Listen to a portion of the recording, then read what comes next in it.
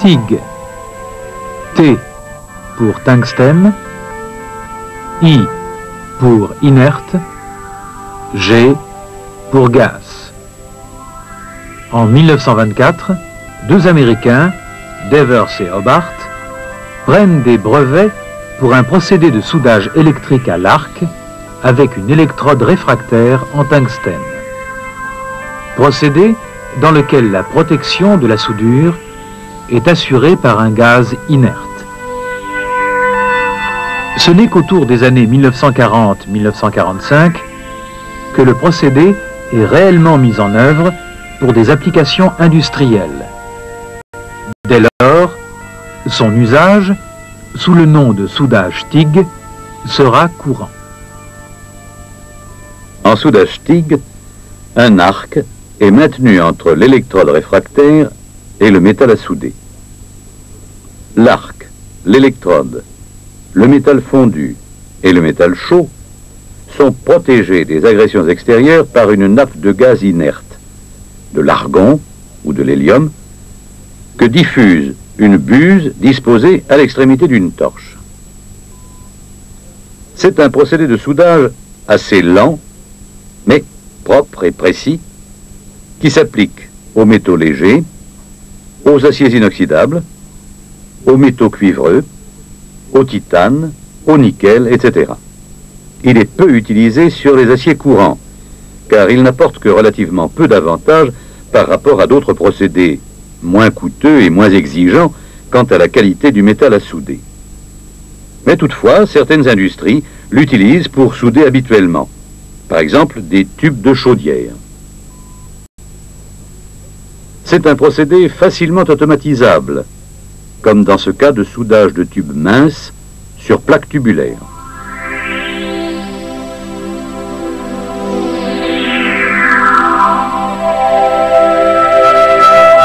Tous les domaines artisanaux ou industriels font appel à lui.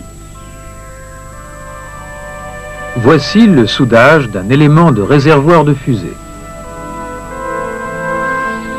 Voilà le soudage d'un élément de réacteur d'avion. Le soudage de tuyauterie pour l'industrie pétrochimique ou nucléaire.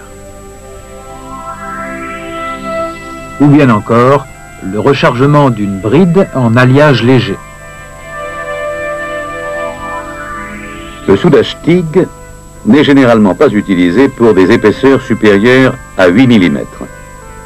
Toutefois, la régularité des formes obtenues par ce procédé fait qu'il est souvent mis en œuvre pour l'exécution des premières passes de pénétration, le remplissage étant ensuite effectué à l'aide d'un autre procédé.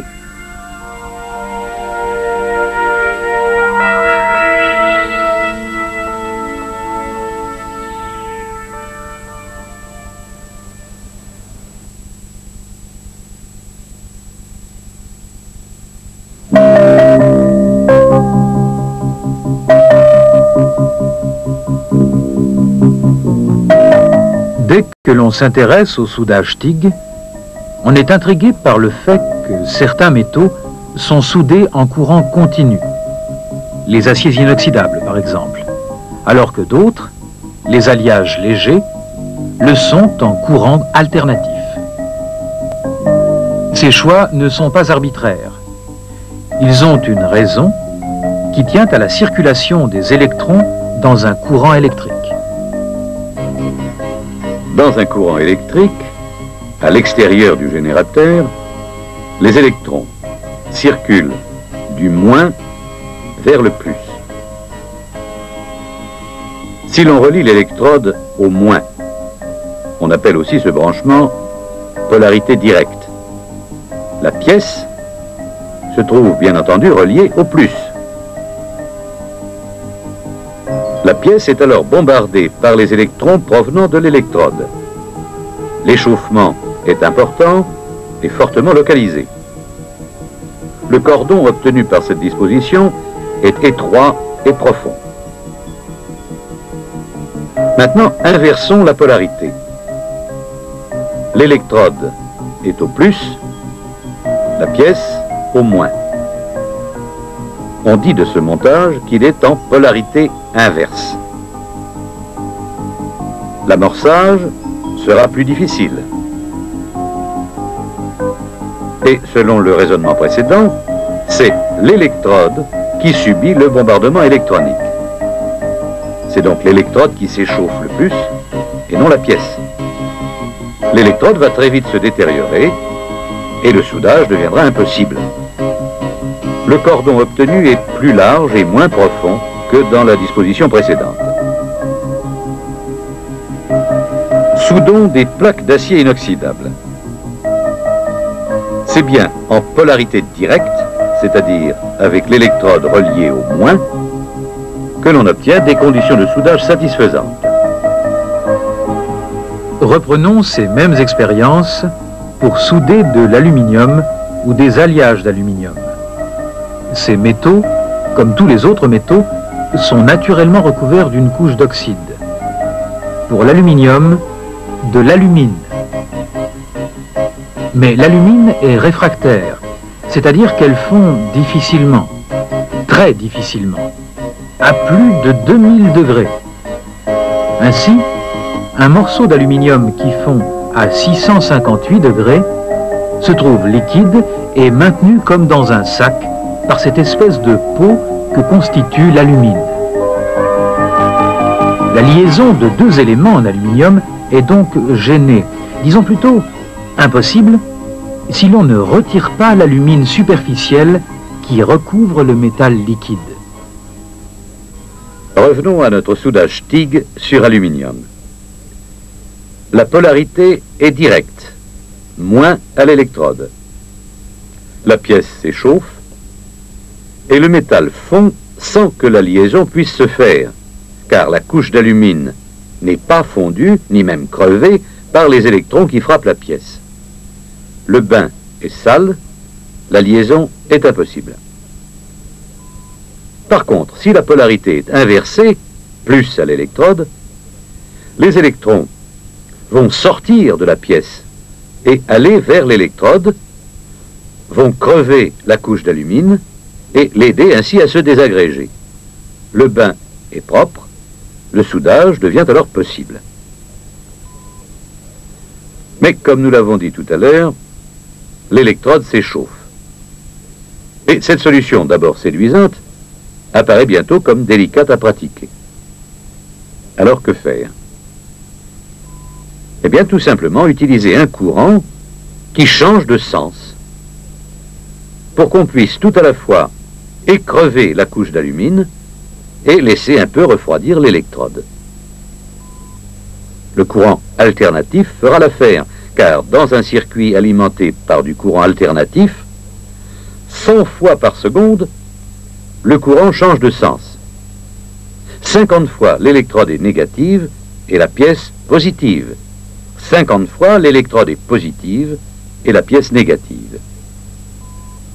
Autrement dit, toutes les secondes, 50 fois, l'électrode est froide, mais le métal fondu est recouvert d'alumine. 50 fois, l'électrode est chaude, mais le métal fondu est décapé. La solution est ainsi trouvée, mais quand même au détriment d'un certain échauffement, qui oblige à augmenter le diamètre de l'électrode et le refroidissement des torches. De plus, l'amorçage est plus difficile et le maintien de l'arc plus délicat. Résumons-nous. Les alliages légers sont soudés en courant alternatif. Les métaux ferreux ou cuivreux, le nickel, le titane et leurs alliages, sont soudés en courant continu. L'électrode étant reliée, mais au fait, à quel pôle?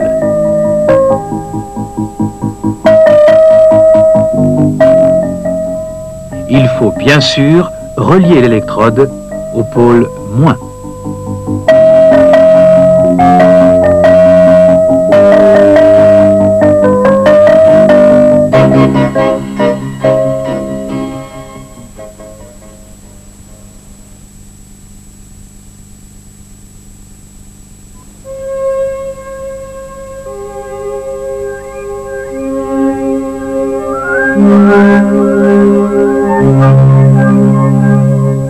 Les catalogues nous montrent de nombreux types de matériel. Mais dans toutes les installations, on retrouve 7 éléments. Une torche de soudage. Une gaine contenant câbles et tuyaux.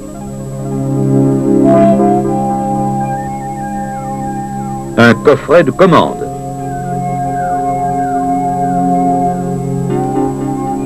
Un dispositif d'amorçage à distance. Une bouteille de gaz.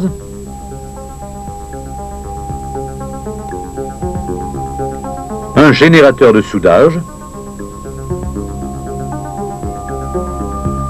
Un dispositif de refroidissement pour les travaux intensifs. La torche comporte un dispositif de maintien de l'électrode qui assure en même temps l'amener du courant de soudage. L'électrode est une petite baguette de 150 mm de long. Elle a un diamètre de 1 à 3 mm. Elle est en tungstène. On peut aussi utiliser des électrodes qui contiennent des petites quantités de thorium ou de zirconium pour augmenter l'émission des électrons. Afin de diffuser comme il convient le gaz de protection, l'extrémité de la torche est munie d'une buse qui enveloppe l'électrode. Cette buse en matière réfractaire, stéatite ou alumine fritée, est remplacée dans les cas de travaux fins par une buse en verre spécial qui permet de mieux voir le bain de fusion, souvent partiellement masqué par les buses opaques.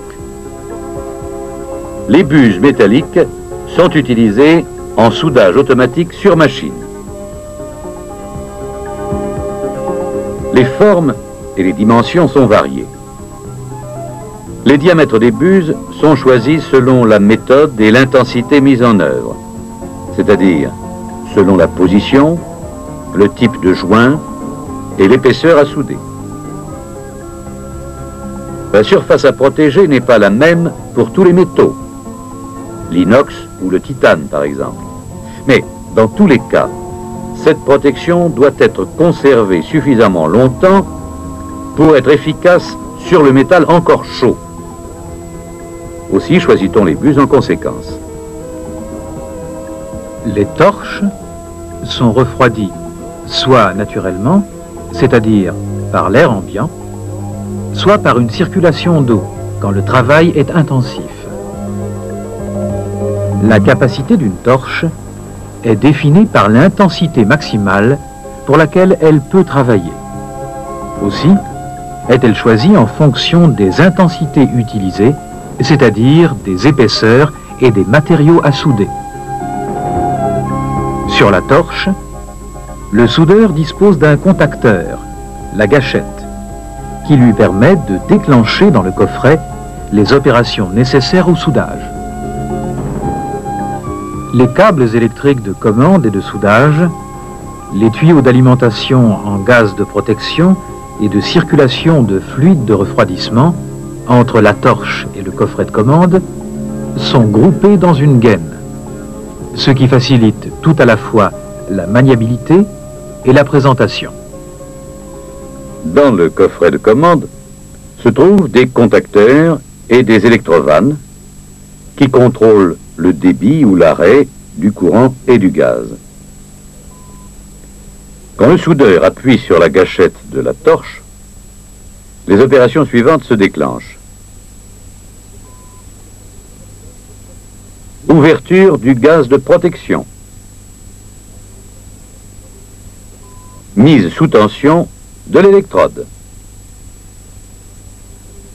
Et si l'installation en est munie, déclenchement du dispositif d'amorçage de l'arc sans avoir à toucher la pièce avec l'électrode. C'est ce que l'on appelle l'amorçage à distance. On commande la mise en route d'un courant à haute fréquence qui se trouve supprimé dès que l'arc est amorcé. Le temporisateur a pour rôle de ne pas interrompre immédiatement l'arrivée du gaz de protection à la fin du soudage, alors que toutes les autres opérations sont terminées. Ceci afin que le métal chaud se refroidisse sous protection pendant que le soudeur laisse quelques instants sa torche immobile. La temporisation se règle d'1 dixième de seconde à 30 secondes. En soudage TIG, les gaz de protection utilisés sont l'argon, l'hélium, leur mélange, des mélanges argon-hydrogène et quelquefois de l'azote, réservé à la protection de l'envers des cordons. Les gaz sont contenus dans des bouteilles. Ils y sont comprimés à 200 bars. Pour les utiliser en soudage, on les détend et on en règle le débit à l'aide d'un détendeur débitmètre. Les générateurs sont du même genre que ceux mis en œuvre en soudage à l'arc avec électrodes enrobées. Ils doivent délivrer, selon les applications, comme on l'a déjà dit, soit du courant continu, soit du courant alternatif. Actuellement, on a tendance à rassembler le générateur, le coffret de commande et le dispositif d'amorçage à distance pour constituer des installations monoblocs. Enfin, le circuit de refroidissement. Il n'est pas toujours utilisé. S'il est nécessaire, il est à eau perdue ou à circuit fermé.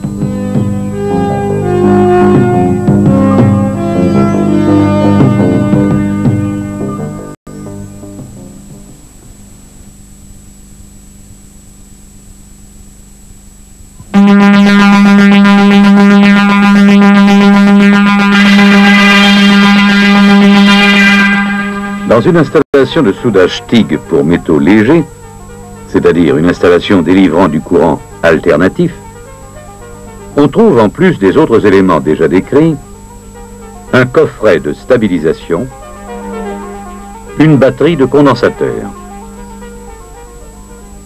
Dans une installation monobloc, le coffret de stabilisation est incorporé au générateur. La batterie de condensateur est utilisée en complément du stabilisateur, principalement lorsqu'on soude des épaisseurs faibles. Mais pourquoi ces compléments en courant alternatif? Nous savons qu'en courant alternatif de 50 Hz, le courant change de sens 100 fois par seconde. C'est-à-dire que 100 fois par seconde, l'arc s'éteint et se réamorce. Quand l'électrode émet des électrons, c'est-à-dire qu'elle est négative, la pièce étant alors positive, l'arc se réamorce facilement. Mais quand la polarité a changé, lorsque c'est la pièce qui émet des électrons, l'arc se réamorce difficilement. Nous avons déjà vu cela. Le stabilisateur fournit alors un complément de courant et la batterie de condensateur montée en série dans le circuit complète cette action.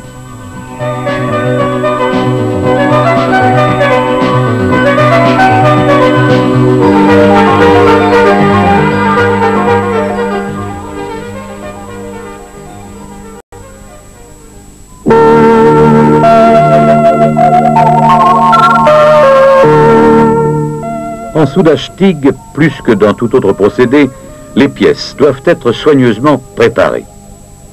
C'est-à-dire qu'il faut veiller à la préparation des bords, et particulièrement à leur état de surface. Les bords à souder devront être décapés mécaniquement par brossage ou grattage, ou même chimiquement dans des bains. Ils sont ensuite dégraissés. Le dégraissage se fait avec des lessives alcalines. Si ce mode de nettoyage ne peut être utilisé, on peut alors mettre en œuvre des solvants spéciaux, utilisés selon la réglementation et selon des consignes particulières bien adaptées aux applications. Et s'il s'agit de solvants comme le trichloréthylène, il est impératif de les utiliser uniquement, nous disons bien uniquement, dans des installations spécialement conçues à cet effet et séparées du lieu de travail. Tout usage autre, sur un chiffon par exemple, doit être strictement interdit.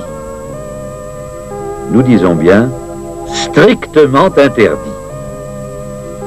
En effet, non seulement les vapeurs de ces solvants sont nocives, mais en présence d'arcs électriques, même de cigarettes, ces vapeurs donnent naissance à des gaz fortement toxiques. Et quand on parle de préparation des surfaces, il faut non seulement penser à la pièce, mais aussi ne pas oublier le métal d'apport, qui doit être traité au même titre.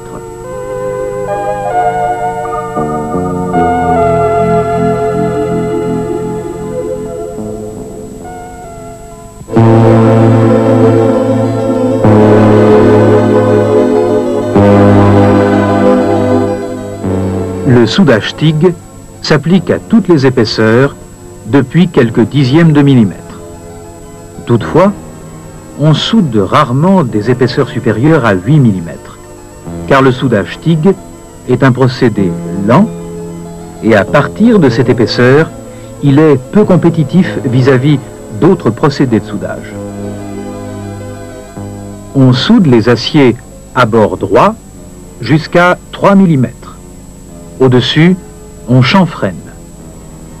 Pour les fortes épaisseurs, seules les premières passes sont effectuées en TIG. L'aluminium et les alliages légers sont aussi soudés à bord droit jusqu'à 3 mm. Mais pour ces métaux, on tombe la carre du côté envers. Pour des épaisseurs plus fortes, on chanfreine et sans oublier là encore de tomber la carre. Sinon, on obtient à l'envers ce que les soudeurs appellent d'une manière bien imagée une paire de fesses.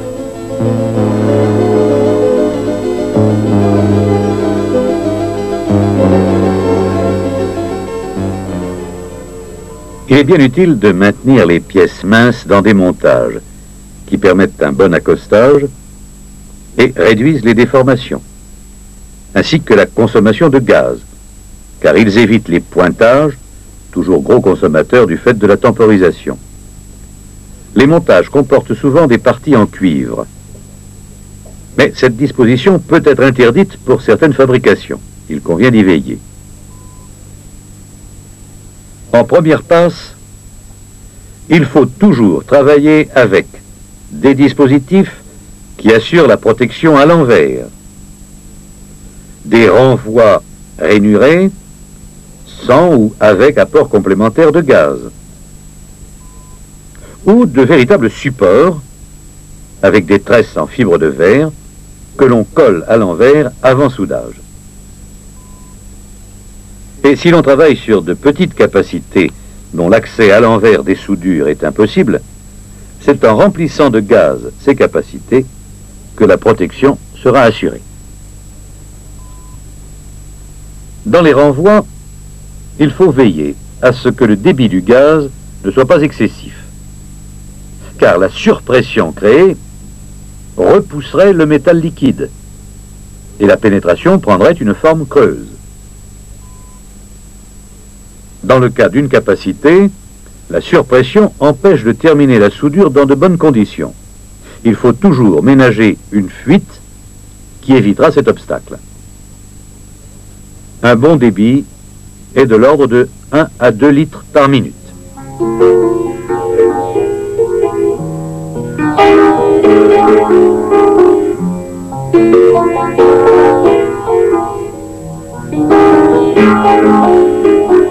Nous savons qu'à l'endroit des soudures, la protection est assurée par le gaz de protection, dont le débit, généralement de 6 à 8 litres par minute, est réglé selon la nature du métal soudé, son épaisseur, le type de joint et la position de soudage. Par exemple, pour souder 2 plaques en angle extérieur, on utilisera une buse plus grande et un débit supérieur que pour souder les mêmes plaques en angle intérieur. On augmente aussi un peu le débit quand la vitesse augmente et quand on soude en position autre qu'à plat. Comme la buse est un accessoire gênant pour la surveillance du bain, on peut être obligé d'en diminuer le diamètre et de sortir l'électrode, ce qui entraîne une mauvaise protection si l'écoulement du gaz n'est pas amélioré par la présence d'un diffuseur placé à l'intérieur de la torche, juste avant la buse. Certaines buses, dites à traînard, sont utilisées pour des métaux particulièrement sensibles à l'air, le titane par exemple. Ces buses permettent de maintenir plus longtemps sous protection le métal en cours de refroidissement. Si cette précaution ne suffit pas, il faut alors souder dans des enceintes dites boîtes à gants complètement remplies de gaz.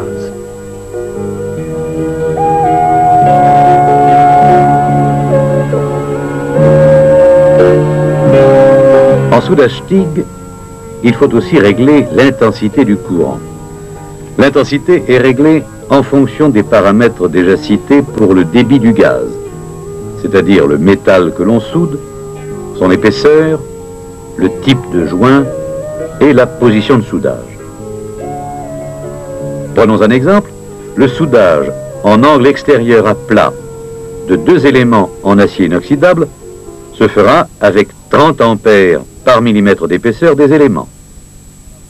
Si ce même assemblage est en alliage léger, on comptera 40 ampères par millimètre d'épaisseur. Le soudage de joint à recouvrement à plat en inox nécessite 40 ampères par millimètre et 50 ampères pour des alliages légers. Pour les travaux en position autre qu'à plat, les intensités sont réduites d'environ 10%.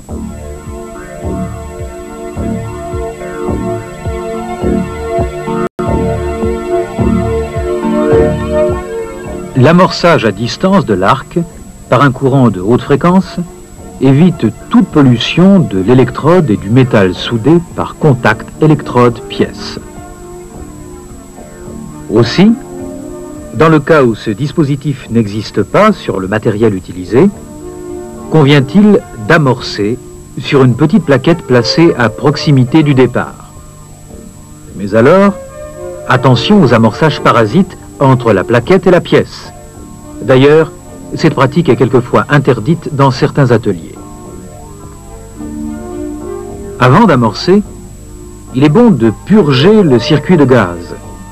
Pour cela, on appuie brièvement sur le contacteur de la torche, le temporisateur laissera sortir quelques instants le gaz, et l'on pourra ainsi débuter la soudure, le métal et l'électrode étant bien protégés. Enfin, certains appareils de soudage disposent d'un système particulier, un évanouisseur d'arc, ce qui évite à la fin du cordon les fissures dans le cratère. C'est un dispositif qui diminue progressivement l'intensité, ce qui permet ainsi d'obtenir progressivement l'extinction de l'arc. Si ce dispositif n'existe pas, pour terminer le cordon et éviter les fissures, on peut former une petite surépaisseur en revenant en arrière de quelques millimètres. On peut également, et c'est mieux ainsi, terminer sur un appendice, c'est-à-dire sur une petite plaquette qui prolonge le cordon et qui sera ensuite éliminée. À l'extinction de l'arc, il faut encore maintenir la torche quelques instants en place, le temps accordé par la temporisation pour que le gaz continue de s'écouler afin d'assurer la protection nécessaire. Il existe un moyen bien simple de vérifier si la temporisation est suffisante. Regardez l'électrode.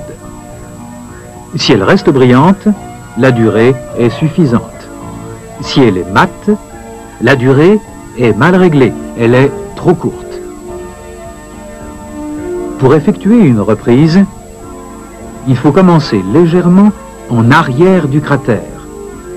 Le fil d'apport doit être coupé de façon à chuter la partie qui a été chauffée et refroidie en dehors de la protection gazeuse.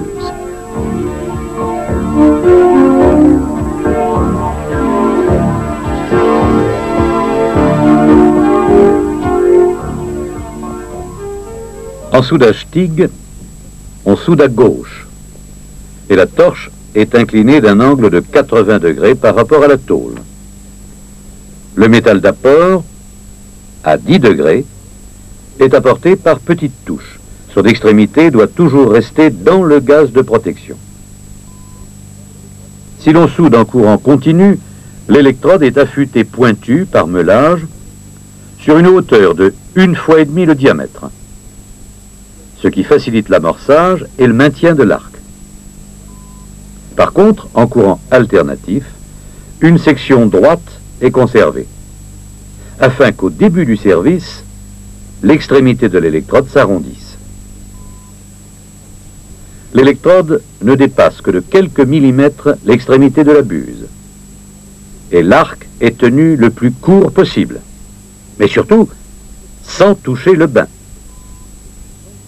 Si l'électrode touche le bain, ou si le métal d'apport touche l'électrode, ou qu'il se produise une quelconque pollution, il convient de laisser refroidir l'électrode sous un courant de gaz, de la remettre en état en brisant son extrémité, puis de l'affûter à nouveau ou non selon les cas. Il ne faut pas non plus oublier de meuler la partie polluée du cordon et de chuter l'extrémité du métal d'apport.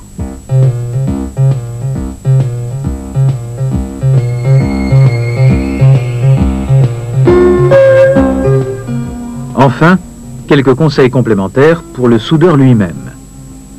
L'argon est un gaz plus lourd que l'air. Il convient donc de ne pas souder dans des capacités ou en contrebas sans un apport d'air frais, mais d'air, pas d'oxygène. Le soudage TIG est un procédé de soudage à l'arc. Il est donc nécessaire de protéger toutes les parties du corps contre le rayonnement de l'arc, de porter tablier et gants, souples et légers, et bien sûr, de se munir d'un casque équipé d'un verre filtrant judicieusement choisi en fonction de l'intensité adoptée.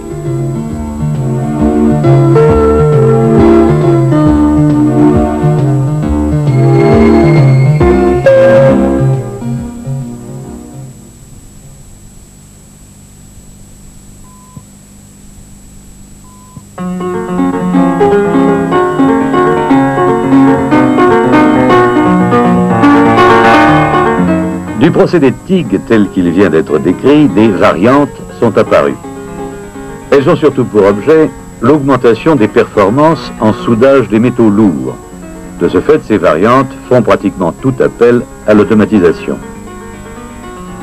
Ainsi, déjà le fait de motoriser l'avance de la torche ou de la pièce, le dévidage du métal d'apport, de réguler la hauteur de l'arc, permet, avec moins de peine pour l'opérateur, d'accroître la vitesse d'avance, qui est, pour le TIG manuel, de l'ordre de 5 à 15 cm par minute. En TIG automatique, la vitesse d'avance est multipliée par 2 ou 4. Et l'intensité, limitée en manuel à 300 ampères environ, peut être montée jusqu'à 600 ampères. Ce qui permet de diminuer considérablement le temps d'exécution d'une soudure. On peut aussi réchauffer le métal d'apport. C'est le TIG fil chaud. En TIG fil chaud, le poids du métal déposé est de 1000 à 2000 grammes par heure, alors qu'il n'est que de 300 à 1500 grammes par heure à la même vitesse d'avance en TIG automatique. En TIG manuel, le poids du métal déposé est de 100 à 500 grammes par heure. En augmentant le nombre d'arcs, le TIG à électrodes multiples permet de souder automatiquement 10 fois plus vite qu'en manuel. Ce procédé est surtout utilisé pour le soudage des tubes roulés soudés. En TIG pulsé, c'est l'alimentation de l'arc qui est différente. Le courant est pulsé, c'est-à-dire que, par exemple, pendant 0,2 de seconde, l'intensité du courant est de 100 ampères. Pendant 1 demi-seconde, elle est de 30 ampères, puis pendant 0,2 de seconde, elle est de nouveau à 100 ampères, et ainsi de suite. Ceci permet d'obtenir des pénétrations très régulières et surtout de faciliter le soudage en position. Le tic pulsé est principalement utilisé pour rabouter des tubes de petit diamètre et pour assembler des tubes sur une plaque tubulaire. D'une façon générale, il est utilisé pour le soudage des faibles épaisseurs.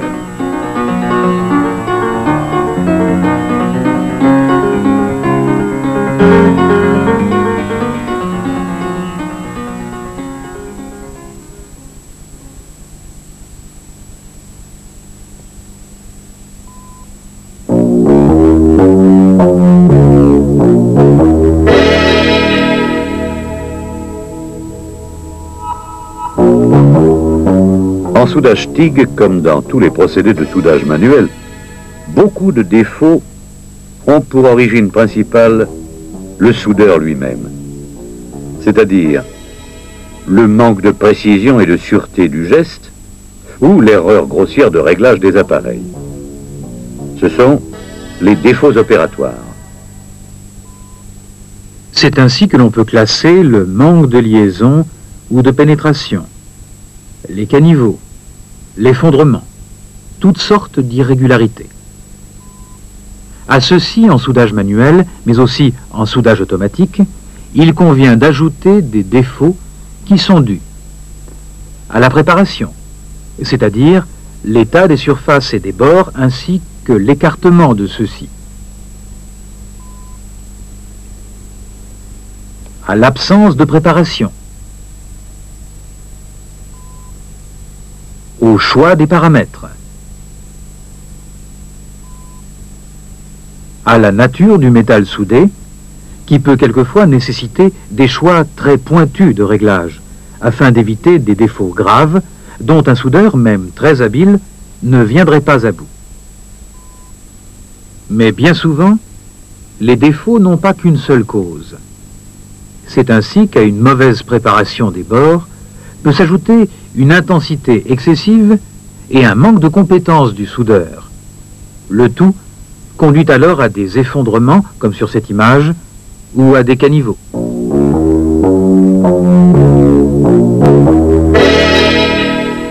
Reprenons les principaux défauts. Voici un manque de liaison sur métaux lourds, ici de l'acier inoxydable.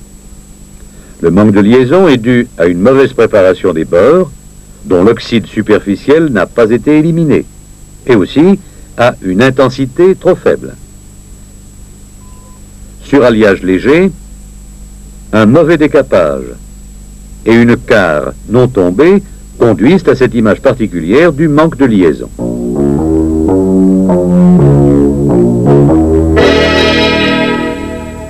L'oxydation de la surface des cordons est bien souvent due à des courants d'air qui chassent le gaz de protection ou bien encore à un débit trop faible de gaz. Curieusement, un débit trop fort dans une buse de petit diamètre entraîne aussi une mauvaise protection. L'oxydation sur l'envers, appelée rochage, conduit, quand elle est excessive, à vérifier les renvois de gaz. Pour les alliages légers, que l'on ne protège que sur l'endroit, l'oxydation peut provenir d'un mauvais décapage préalable ou d'un manque de décapage dû à une panne de circuit de stabilisation ou à des condensateurs défectueux. Dans tous les cas, à la mise en route, il faut purger les canalisations avant de souder. Pour cela, on appuie 1 ou 2 fois sur la gâchette, le temporisateur fera le reste. Si l'électrode touche le bain, la surface du cordon s'oxyde. Mais la pollution peut être encore plus importante. Et on trouvera alors dans le métal fondu des inclusions de tungstène. Ces inclusions peuvent aussi provenir d'un affûtage trop effilé de l'électrode ou d'une intensité trop forte, ce qui, dans les 2 cas, désagrège l'électrode. Sur une radiographie, les inclusions de tungstène apparaissent sous forme de petits points blancs. à l'inverse des soufflures qui, elles, sont noires. On fait des soufflures quand les pièces et le métal d'apport sont préalablement mal décapés, lorsque la protection gazeuse est inefficace, et quand les circuits de gaz sont abîmés et laissent entrer de l'air.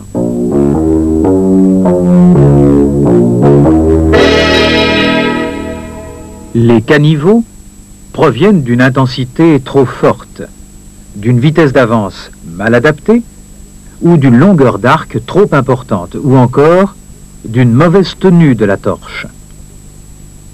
Les effondrements ont les mêmes raisons, ou bien encore, les pièces ont été pointées avec trop d'écartement.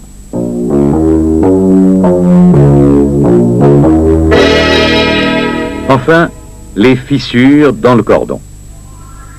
Les fissures dans le cordon sont dues à la nature du métal, c'est-à-dire sa composition chimique, à l'intensité et à la vitesse de soudage mal adaptée, ou à la vitesse de refroidissement trop grande. Et à l'extrémité finale du cordon dans le cratère, les fissures sont évitées si l'on utilise un évanouisseur d'arc. Enfin, dans les points d'agrafage, les fissures apparaissent si ces points sont courts. Là encore, l'utilisation d'un évanouisseur d'arc est utile. Si l'installation n'est pas pourvue de cet accessoire, il faut bien charger l'extrémité du cordon avec une goutte d'apport supplémentaire.